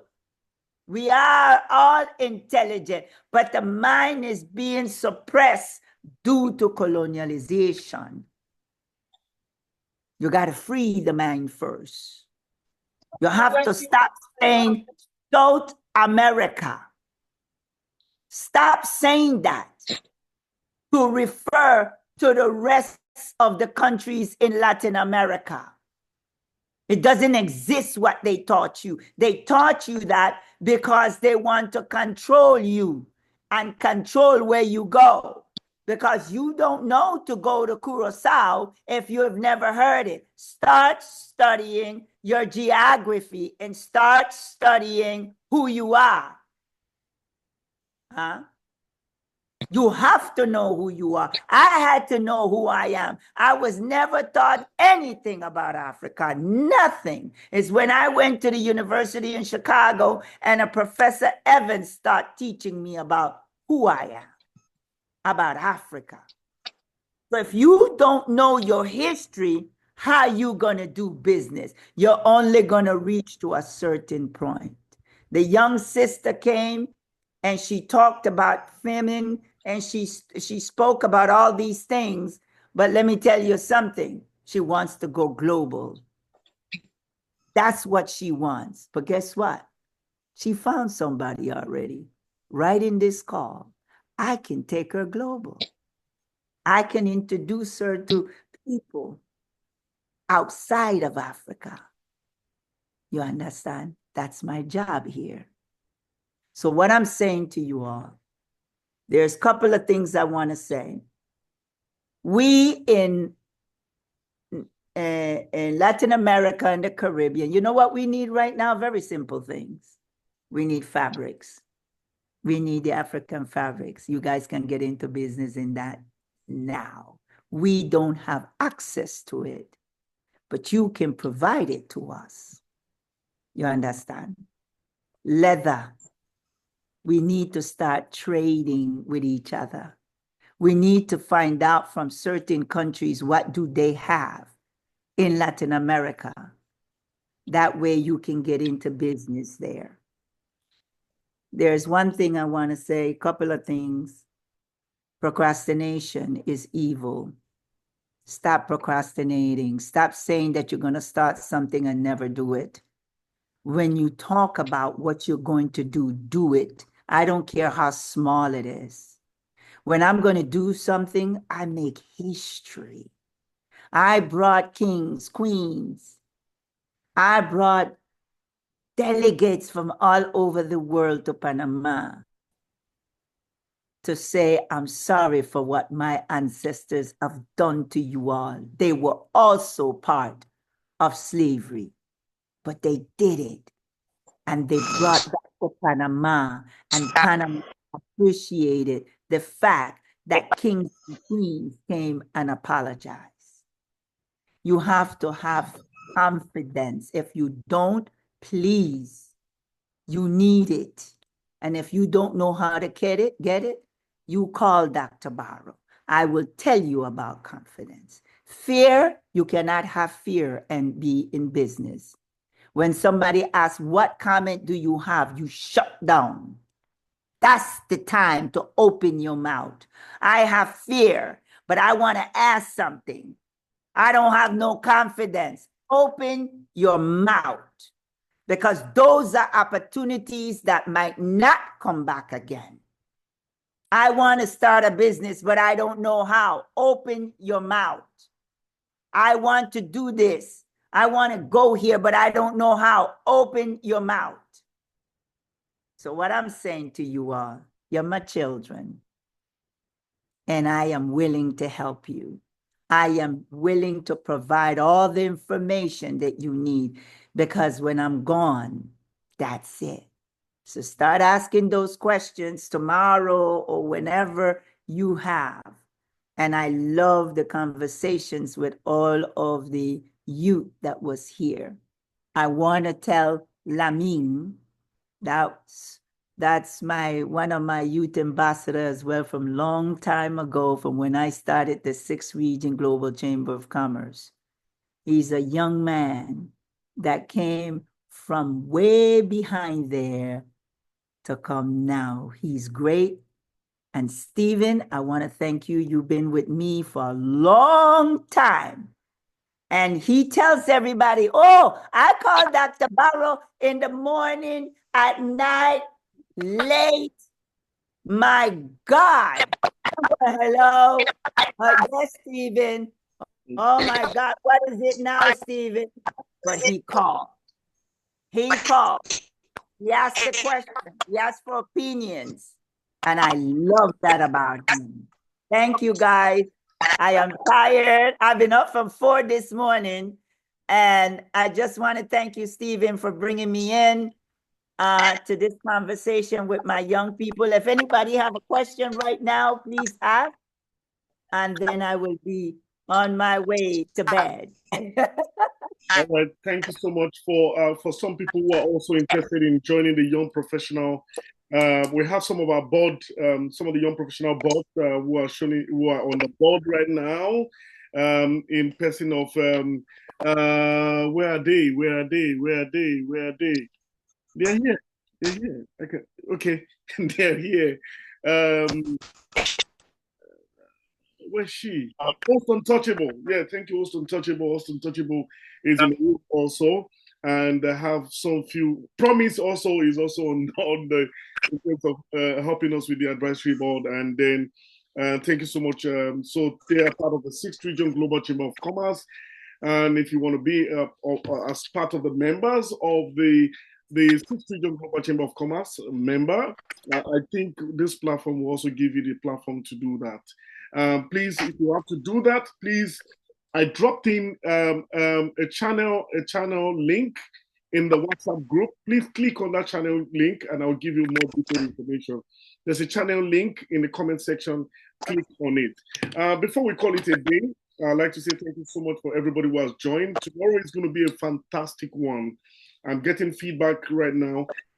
Host Untouchable, do you want to say anything? She's one of our backbone, and she's one of those people. And Ed Elimi, Ed. Let me use the Ed. Except this Ed is here also. Thank you so much, Ed, for also showing up here. Host Untouchable, are you here?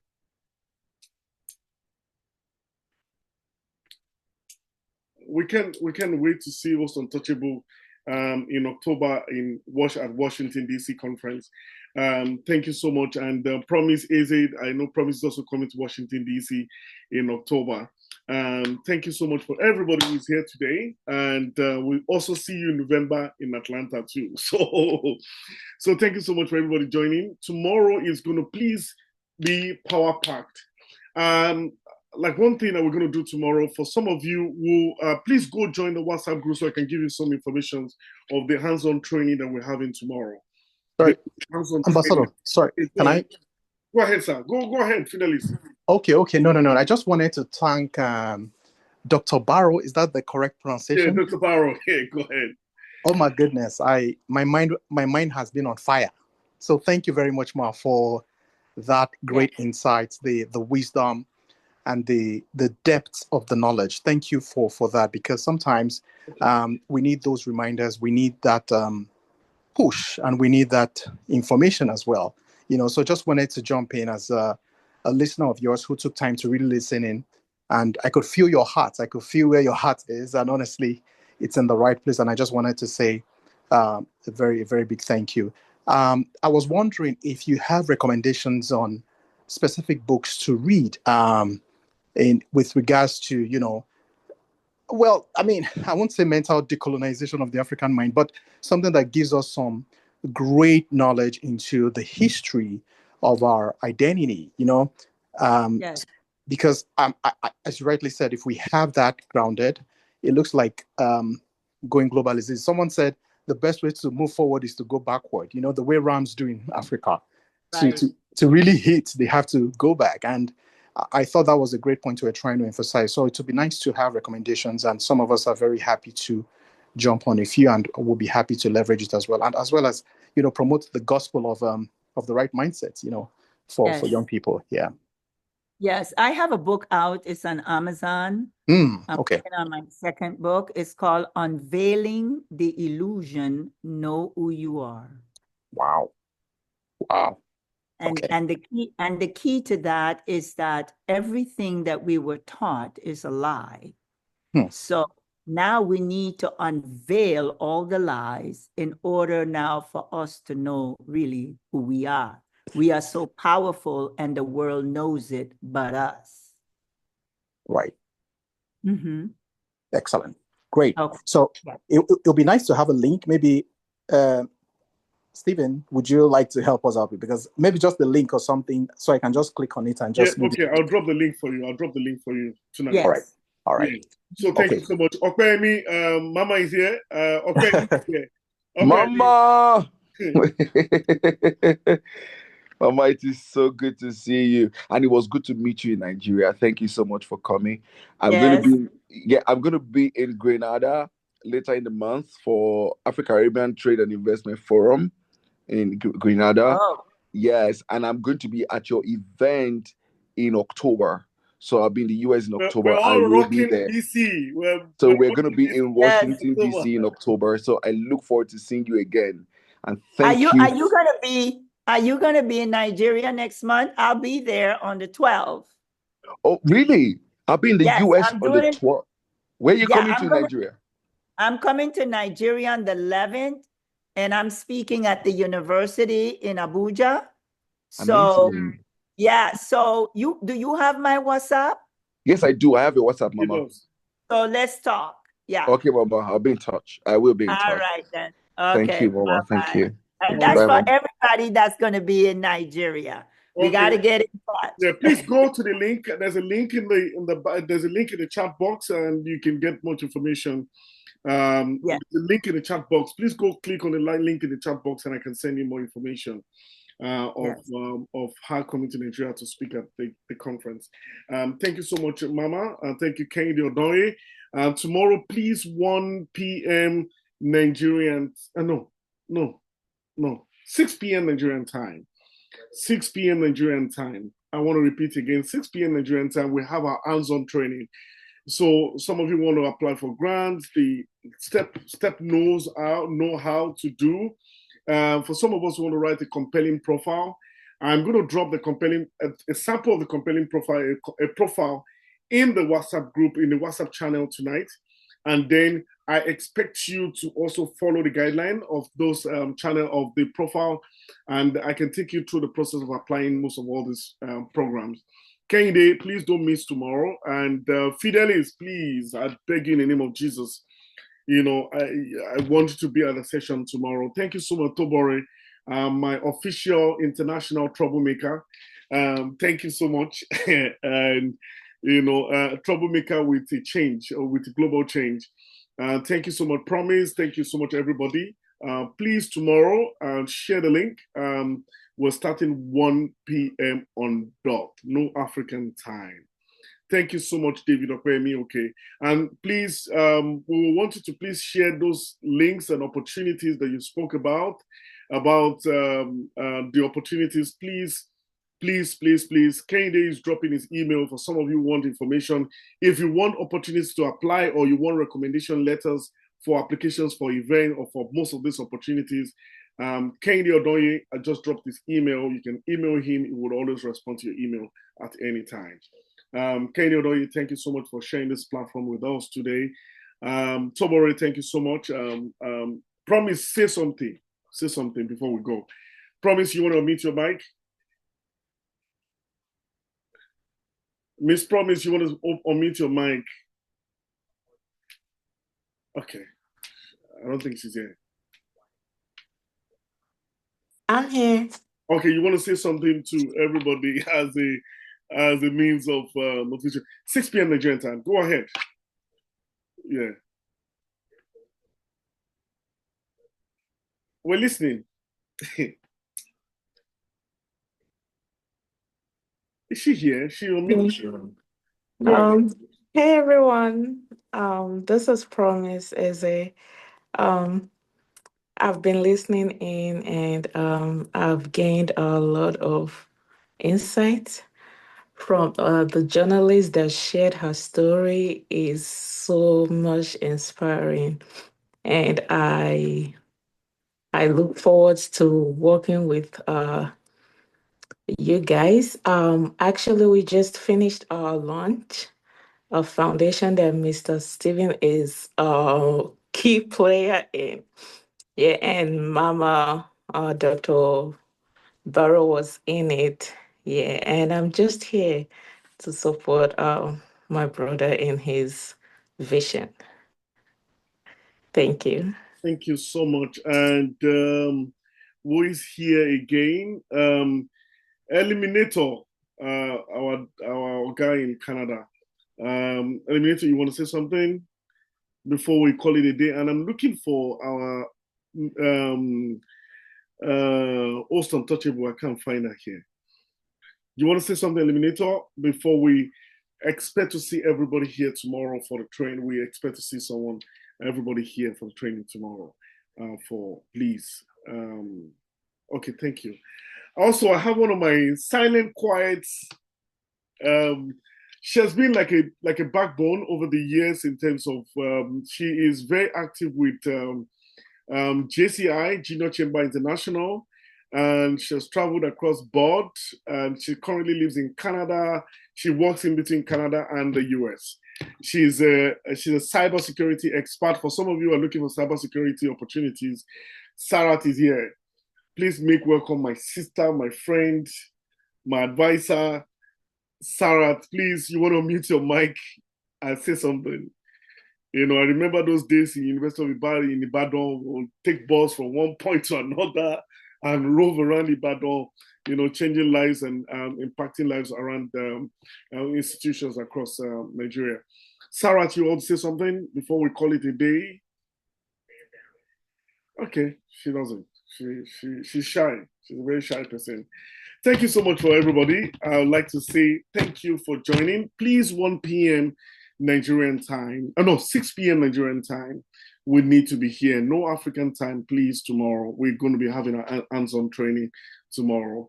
Please, I'd like to say thank you. Please go to the comment section. Please